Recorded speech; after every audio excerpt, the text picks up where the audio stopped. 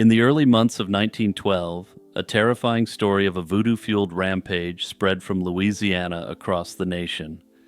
At the heart of this story was a 19-year-old teenager named Clementine Barnabette. She was, the newspapers breathlessly reported, the self-proclaimed high priestess of a voodoo cult known as the Church of the Sacrifice. With eyes that were said to glare like those of a tigress, she confessed to a series of brutal axe attacks, not as crimes, but as holy acts for her cult. Despite being a teenage girl with a slight build, she explained that she received unholy strength from her sacrifices that allowed her to overpower strong adult men. These were strong men who were accustomed to hard physical labor their entire lives, allegedly overpowered by the occult forces of this purportedly spiritually powerful teenager. This image of the voodoo priestess, however, was as unstable as it was shocking. The story she told was like sand, shifting its shape with each retelling, and the details were lurid, but the actual facts were elusive. As the legend of Clementine Barnabette grew, a far more troubling question began to emerge from the shadows of her confession. Was she really a voodoo serial predator? Or was she a deeply disturbed young woman who became a convenient scapegoat for a real series of crimes plaguing the region? Interestingly, there will be one final twist at the end of this tale that makes modern scholars believe that even the contemporary legal system didn't fully believe her outlandish story. Between 1911 and 1912, a wave of unparalleled violence swept through the towns of southwest Louisiana and southeast Texas. The attacks were marked by a terrifyingly consistent and brutal modus operandi. Entire families, almost all of them African American, were slaughtered in their homes, with the attacks starting as they slept.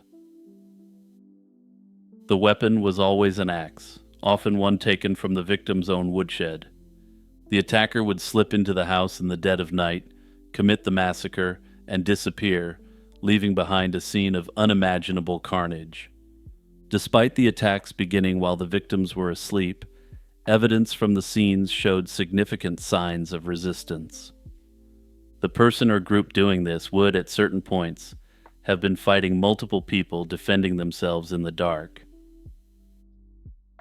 A disturbing geographical pattern soon became clear. The towns where the attacks occurred, Crowley, Lafayette, San Antonio, Lake Charles, Beaumont, were all connected by the steel ribbon of the Southern Pacific Railroad line. This suggested to investigators that the perpetrator was constantly on the move, riding the rails. The timeline of these massacres is essential to understanding the deep contradictions at the heart of the Clementine Barnabette case. While she would eventually confess to a staggering number of these crimes, the simple facts of her whereabouts cast profound doubt on her story. The slayings began long before her arrest, and most critically, continued with identical precision, even while she was securely locked behind bars. For 4 sets of attacks, where a total of 19 people had their lives taken, she was actually confirmed to be behind bars, despite having later confessed to these attacks in detail. The legal saga of Clementine Barnabette began not with her as the accused, but as the star witness against her own father. In October 1911, Raymond Barnabette was on trial for the slaying of the Andrus family, who had been their neighbors. Clementine took the stand and delivered damning testimony, swearing that her father had returned home on the night of the attacks, bragging that he eliminated his annoying neighbors. Importantly, he was said to have been covered in blood when he was bragging about this. Her brother, Zephyrin, corroborated her story, and he was convicted and sentenced to hang. This was despite the fact that numerous witnesses came forward in defense of Raymond, saying that none of what his kids said actually happened. Just 1 month later, in November 1911, another family, the Randalls, was massacred in Lafayette. With Raymond Barnabette in jail, suspicion immediately fell elsewhere. Authorities searched the room where Clementine was working as a live-in housekeeper and discovered something disturbing. It was a set of woman's clothing, but it had been drenched in blood. She was arrested, and after what, at a minimum, was a very harsh interrogation, she began to confess to everything. It was then that her story began its wild, untethered flight into infamy. Her confession was a constantly shifting narrative filled with lurid details that contradicted each other and the known facts of the crimes. At first, she was a member of a 5-person cult, drawing lots to decide who would commit the disturbing acts. They were led by a sinister voodoo priest, and Clementine's role wasn't one of leadership at that point in the confession. Later, the cult swelled to 105 members, with Clementine herself as the high priestess, where she distributed magical bags filled with voodoo charms made from her victims. She named accomplices who, when investigated, were found to be non-existent or had unshakable alibis. Most damningly, she proudly confessed to crimes that were verifiably committed while she was incarcerated. Her descriptions of the attacks were also often at odds with the physical evidence from the scenes themselves. She added lurid descriptions of dark rituals that were conducted, but despite leaving behind houses of horror, the axe attacker didn't leave behind any symbols like she described. Clementine's confession exhibits the classic hallmarks of what modern psychology recognizes as a coerced, internalized false confession. She was a young, impoverished, and completely uneducated woman, subjected to intense, high-pressure interrogation tactics. In this environment, some argue that the cops took on a role more similar to 16th century witch hunters than 20th century American police. When she was brought before a judge, the contemporary records make it look quite obvious that she was suffering from significant mental health issues. She laughed and rocked back and forth in the courtroom, which at the time was taken by some to indicate the truth of her confession. However, experts looking back on this now with modern eyes believe that this behavior appeared to be psychosis. The most glaring flaw in the case against Clementine Barnabet is also the most simple. The axe attacks didn't stop when she was arrested. This fact should have been the central piece of exculpatory evidence, proof that the real perpetrator was still at large. Instead, it was largely ignored, an inconvenient detail in a story that had already found its villain. Notably, this time period was characterized by other potential axe-wielding serial predators who rode the rails, leaving carnage in their wake. Many modern researchers and scholars believe that one of these individuals, rather than Clementine, was responsible for some of the very real string of crimes which occurred. However, even if this isn't the case, most theorists strongly believe that Clementine wasn't a voodoo high priestess, but rather an extremely mentally ill young woman. Faced with the complete force of the state coming down on her, she admitted everything she thought the investigators wanted to hear. Unsurprisingly, at her trial, Clementine Barnabet's attorney argued that she was insane, a defense supported by her bizarre behavior and outlandish claims. During the proceedings, she again confessed to every crime imaginable and let the court know that a fiery chariot was going to come from the sky to save her. To those holding their breath, wondering if this chariot ever arrived, well, I have bad news for you. Despite this bizarre behavior and the arguments of her lawyer, she was found guilty of one of the attacks and sentenced to life in prison. Her story takes its final disturbing turn within the prison walls. After serving about 9 years, medical experts at the penitentiary decided to take drastic action. In a 1921 article, it was reported that prison surgeons performed an unspecified operation that they claimed restored her to normal condition. The exact nature of the surgery isn't certain, but it's heavily implied that it involved her brain in some way. Importantly, Lobotomies weren't performed in America for another 15 years, so it appears the doctors performed an extreme experimental procedure on Clementine. Then things got even weirder, and by way of reminder, she wasn't found to be insane, she was found guilty of committing a slaying.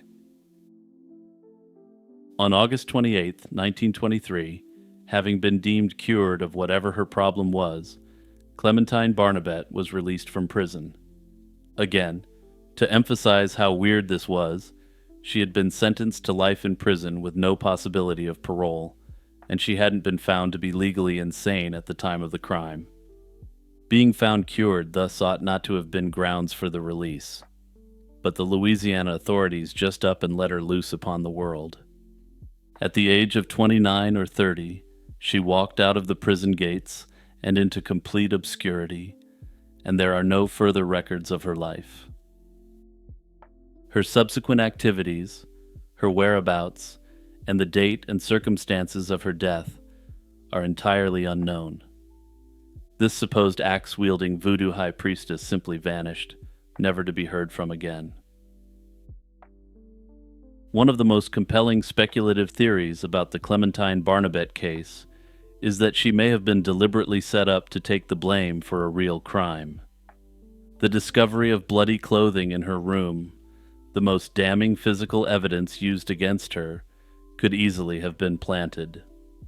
Under this theory, someone understood both the chaos of the investigations into the attacks and Clementine's disturbed and fragile mental state. The individual responsible for framing her likely knew she was already viewed as unstable, impoverished, and vulnerable to coercion. By placing incriminating evidence in her possession, they guaranteed suspicion would fall squarely on her. Once the police found the blood-soaked garments, investigators seized upon Clementine as their perfect suspect. Her erratic behavior and clear signs of psychosis only reinforced the narrative that she was guilty, even when her confessions grew inconsistent and impossible. A manipulator with knowledge of her instability could predict that, under harsh interrogation, she'd quickly unravel and tell authorities exactly what they wanted to hear. Under this theory, Clementine became the convenient scapegoat, her life destroyed while the real predator continued to stalk the rail lines unchecked. Personally, I find Clementine's brother Zephyrin's behavior suspicious because he eagerly supported the case against their father. This was despite the fact that all other witnesses contradicted the testimony against him. It feels to me that Zephyrin could have been subtly manipulating her and feeding into her delusions while committing at least some of the crimes himself. That said, ultimately the investigation was completely flawed, so we'll never know the truth on this. Hey everyone, Jimmy reminding you to hit that new hype button that YouTube is promoting. Hyping my video up helps improve the visibility of my content in the algorithm, which in turn ensures that I can keep producing more content. And the best part about this is that it's entirely free to hype up a video. Also, don't forget to check out my other channels, Lazy Chill History and Lazy Chill True Crime, by clicking the links in my profile. In September 1979, the body of a young woman was discovered in a Miami apartment complex parking lot. Over 4 decades later, this victim, known only as the Tina Jane Doe, remains unidentified and her slaying unsolved. She has become one of South Florida's longest-standing Jane Doe cases, and despite periodic publicity, her real name and story are still unknown. Investigators have unearthed a few clues about her life and death, and various theories have emerged about who Tina was and what happened to her. On the morning of September 4th, 1979, residents of the Biscayne Gardens apartments in northwest Miami-Dade County found a young woman's corpse behind the building. She was hastily placed near a dumpster, and there's some speculation that the person who left her there had attempted to put her inside of it, but was unable to lift her body inside. Police believed she had been slain somewhere else and dumped in the parking lot during the early morning hours. The apartment complex was located just off a major highway, which might have allowed the perpetrator to slip away quickly. An autopsy confirmed that this Jane Doe died by strangulation, unequivocally indicating foul play. The victim was a white female, estimated to be between 18 and 25 years old, about 5 feet 6 inches to 5 feet 8 inches tall, and roughly 120 pounds. She had strawberry blonde hair and likely green or hazel eyes. Notably, she had visible acne and old burn scars on the inside of both calves, injuries consistent with a motorcycle's exhaust pipes. When found, she was wearing a white t-shirt, blue jeans, and a yellow floral scarf. There were no forms of identification with her, but her teeth had several fillings, suggesting she received some dental care in life. Investigators collected her fingerprints at the morgue and years later obtained a DNA sample, hoping these forensic identifiers would eventually lead to her name. Early in the investigation, a puzzling clue surfaced. The young woman had previously given an alias and personal details to authorities. She had identified herself as Phelan S. Love, with a birth date of June 3, 1961, and claimed to live at the Young Apartments in Hollywood, Florida. She also named a close relative called Ben Misa in Brooklyn in the Big Apple. Apparently, she provided this information during a prior encounter with police, so it was on file for investigators to discover. As for why that police encounter occurred, that information isn't publicly available, though some have speculated it may be related to something suggestive of her being trafficked. Police attempted to verify the details, but they led nowhere and no records or people could be found under those names. The story appeared to be completely fabricated. The use of this false identity strongly suggests the victim was hiding her real background, perhaps to avoid being sent back home or found by someone from her past. It reinforced suspicions that she was a runaway or a young woman trying to start a new life under an assumed name. In 2014, decades after the crime, investigators announced a striking new lead. They revealed that the unidentified young woman might have been an Ohio runaway who went by the first name Tina and the nickname Sheba. According to this tip, Tina had left Ohio before 1977 as a young teenager and eventually ended up in South Florida. Officials emphasized that they were not discounting any missing Ohio teenagers as potential matches. This development gave the case a new direction, suggesting a specific origin for the victim. However, even after this apparent big break, no matching missing person was found, and the Miami Jane Doe's identity remained a mystery. The Tina theory is still considered one of the most plausible explanations, fitting the idea that the victim was a teenage runaway far from home. However, that said, it's not entirely clear why the authorities believe this to be the case. Without a confirmed identity or suspect, several theories have been explored regarding this Jane Doe's fate. It's possible she was slain by a boyfriend or acquaintance, perhaps following an argument. Given that she was likely living transiently and far from her family, another theory is that she fell prey to a predator who targeted vulnerable young women. Under this theory, she may have believed that a trafficker was her boyfriend, and when she found out this clearly wasn't the case, he may have eliminated her. It's a dark reality that is unfortunately all too common in runaway situations for young women in this age bracket. Notably, the fact that her body was left near a highway could point to a perp who was traveling through the area and chose a quick dump site before fleeing.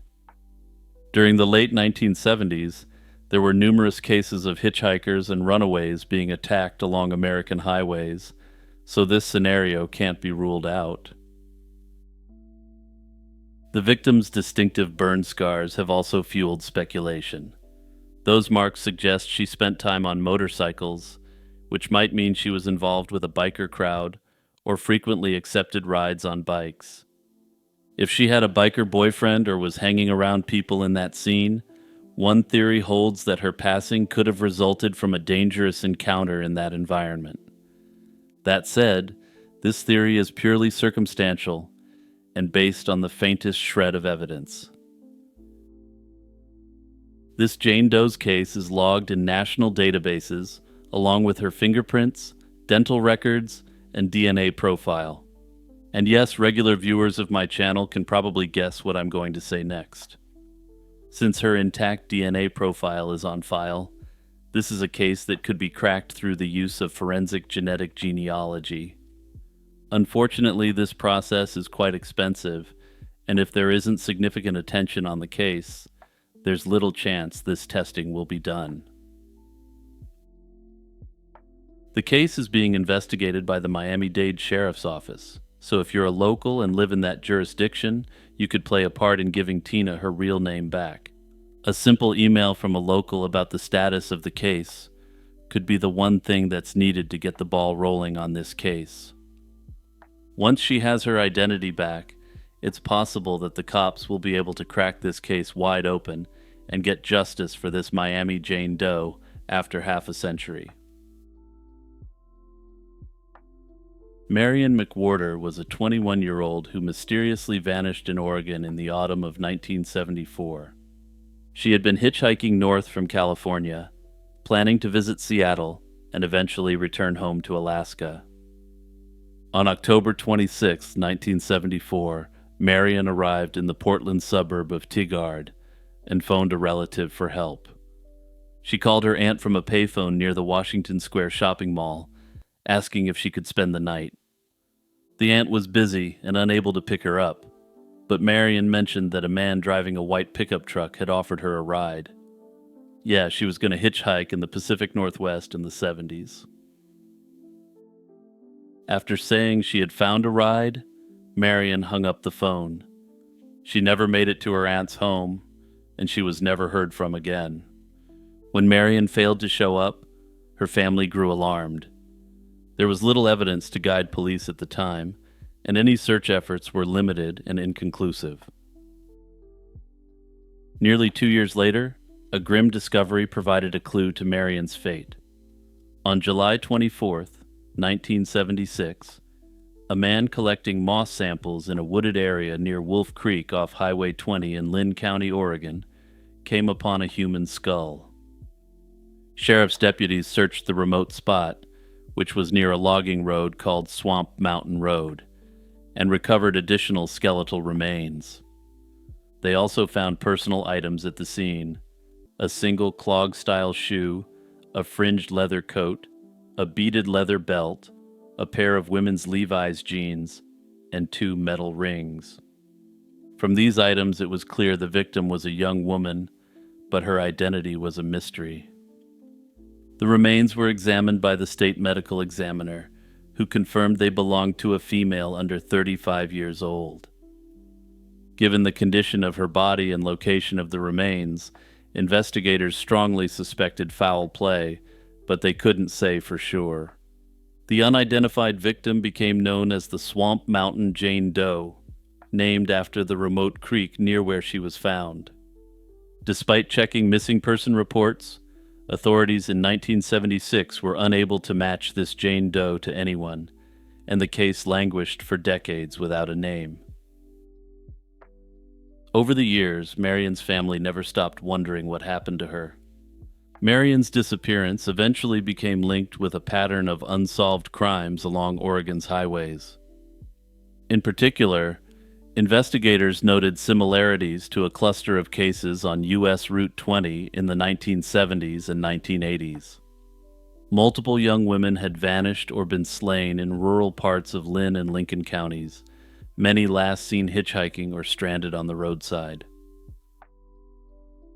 Police came to suspect that a single serial predator was active in the area. One man, John Arthur Ackroyd, emerged as a prime suspect. Ackroyd was a local highway maintenance worker who was convicted of one 1978 slaying and was suspected in several others. Marion's case fit the pattern of Ackroyd's suspected victims, and her unsolved disappearance was among the cases reviewed during the investigation into Aykroyd's crimes. While no direct evidence has ever linked him to Marion, he seems to be a likely candidate. That said, though, she disappeared on a highway in the Pacific Northwest while hitchhiking in the 70s. It seems like every second person picking people up in this region, and this time was a serial offender of one type or another. For almost 49 years, the remains found near Swamp Mountain remained unidentified, but advances in forensic DNA analysis finally provided a breakthrough. In 2010, Oregon authorities created a DNA profile from the Jane Doe's remains and entered it into national databases, hoping to find a match. No match turned up at that time, but new developments were on the horizon. In 2020, a more advanced DNA analysis indicated the unknown woman had mixed European and indigenous ancestry, but her name was still unknown. Notably, Marion's father was white, and her mother was an Alaskan native, but this wasn't enough for anyone to put two and two together at the time. However, the true turning point came in the summer of 2025, when genetic genealogists were able to locate her surviving sister, who was living in Seattle at that time. After decades of uncertainty, Marion's family at last had an answer. Identifying Marion's remains answered the question of who was found in 1976, but it left open the question of how she perished and who was responsible. As of 2025, the Lynn County Sheriff's Office continues to investigate the circumstances of Marion McWhorter's death as an unsolved slaying. The authorities haven't determined the exact cause of death, at least not publicly, and the man in the white pickup truck has never been identified. They have asked for anyone who has any information on the white truck to come forward, though of course we're now half a century on, so this is a bit of a Hail Mary pass. It hasn't been verified whether a male DNA sample was found at the scene, though given the state of her body, unfortunately, I suspect that this isn't the case. Regardless, Marion's name has been restored, and with it comes renewed hope that justice will eventually be served in her case. In the mid-1st century AD, at the height of Rome's imperial power, a small band of Romans ventured farther into Africa than any of their known predecessors. Imagine a column of sunburnt legionaries and local guides trudging through the Sahara's endless sands, their armor shimmering under a relentless sun. They were led by a man named Septimius Flaccus, tasked with pursuing elusive raiders who had dared to harass Rome's African frontier. This expedition would carry them beyond the familiar fringes of the empire and into lands virtually unknown to Mediterranean peoples. What follows is the story of the remarkable trek that would later blur the lines between fact and legend. This is the first Roman expedition to Lake Chad, in the heart of Africa.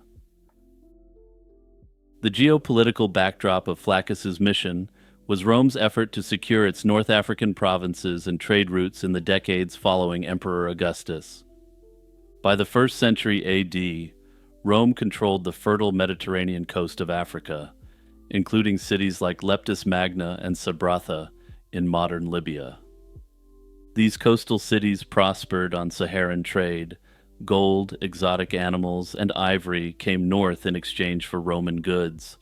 However, the riches of the interior were guarded by distance, heat, and the independent peoples of the desert. Chief among these were the Garamantes, a Berber kingdom centered on the Fezzan region of the Sahara. The Garamantes controlled oases and conducted their own agriculture and trade. They were no mere barbarian nomads, despite Roman stereotypes that painted them as bandits on chariots. In fact, the Garamantes built a capital city at Garama in modern Libya and engineered underground water channels to irrigate their lands. In essence, they had a hidden civilization thriving in the desert that could facilitate trade with the wider Roman world.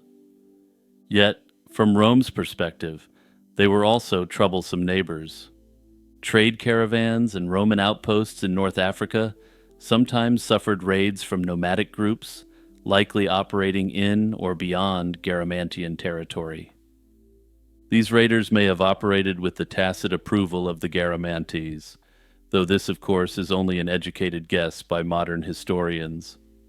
Such disturbances threatened the flow of goods and the peace along the empire's southern border. Emperor Augustus had earlier confronted this problem through a military campaign led by Lucius Cornelius Balbus in 19 BC.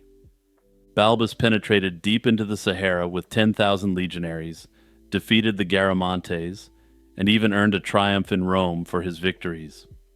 Roman accounts claim that Balbus's men pushed beyond the Garamantes' stronghold and glimpsed a great river deep in the interior.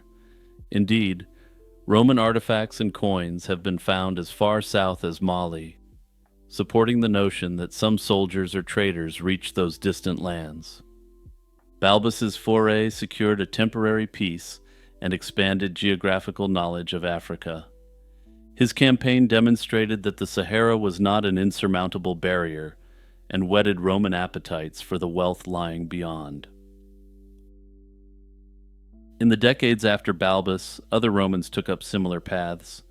In 41 AD, the governor Gaius Suetonius Paulinus led an army across the Atlas Mountains of Mauritania, observing snow-capped peaks and reaching into lands south of modern Morocco. These ventures were rare and bold, fueled by a mix of strategic concern and curiosity. By 50 AD, Rome again needed to project power southward, this time in response to renewed incursions from the desert. This set the stage for Septimius Flaccus's legendary expedition to the shores of Lake Chad, where he would see wonders beyond comprehension. The expedition of Flaccus was prompted by a specific threat. A rebellious tribe from the interior had attacked the region around Leptis Magna. Leptis Magna was a flourishing Roman city on the coast, in what is now Libya, and such raids endangered its trade networks and prosperity.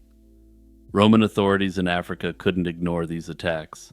Thus, around 50 AD, Septimius Flaccus, an official whose background remains somewhat mysterious, was commissioned to lead a retaliatory strike deep into the Sahara. Little is recorded about Flaccus himself. He's not listed as a governor or a legion's commander in other records, which has led historians to speculate significantly about his identity.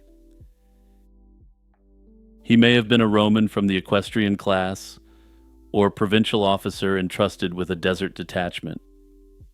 It's also possible that perhaps Ptolemy, our main source on this expedition, garbled his name in transmission.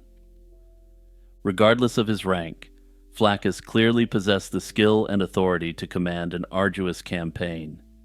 He gathered a contingent of soldiers, likely a mix of legionaries from the African garrison and local auxiliaries familiar with desert warfare, and prepared to march south from Leptis Magna. Equipping the force for a trans-Saharan journey required careful planning, and unfortunately we don't have the full details, but historians are able to offer educated guesses.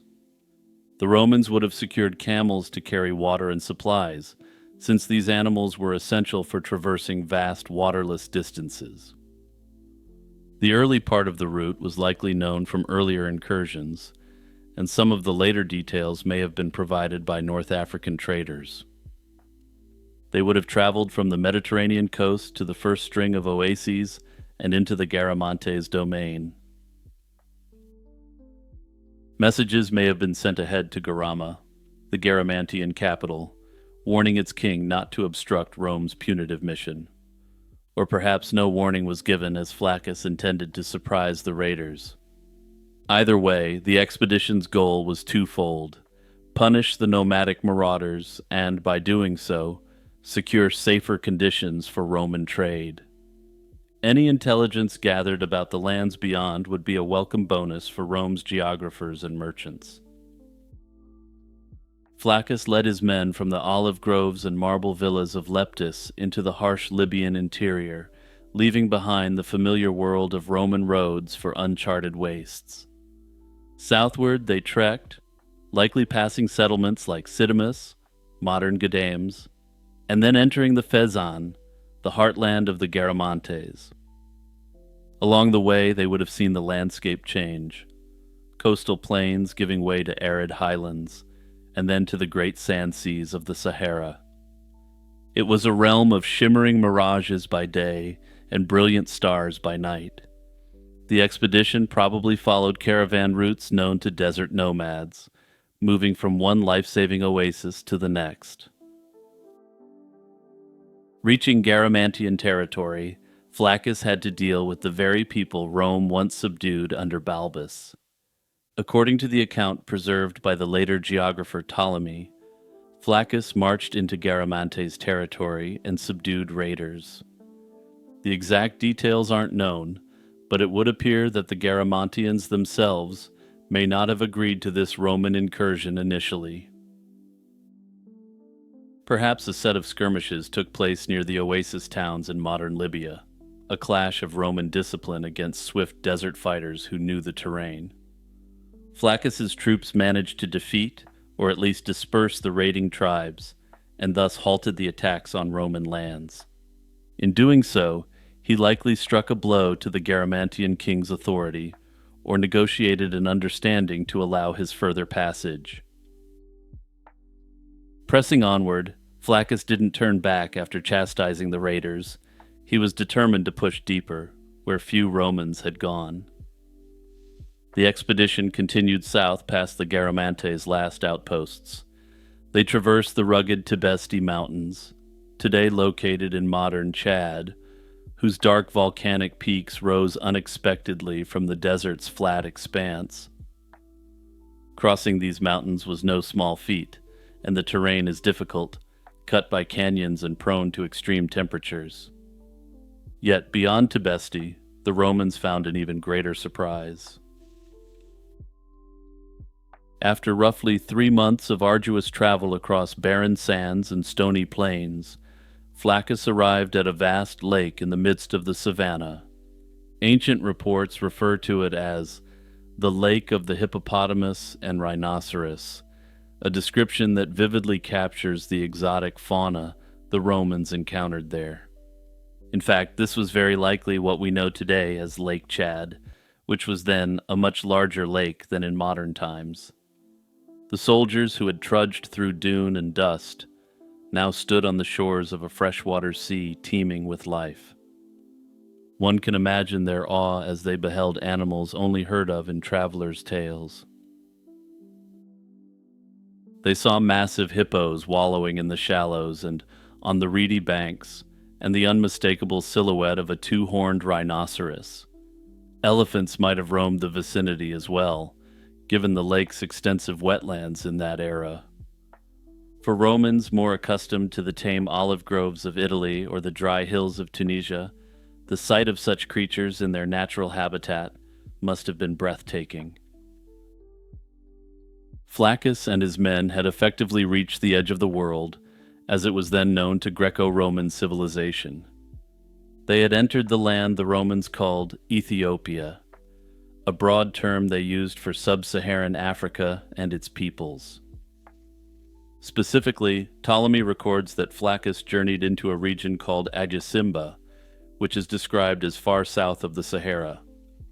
Agasimba's precise location is debated, but the ancient account places it near Lake Chad, implying that the Romans encountered indigenous communities there.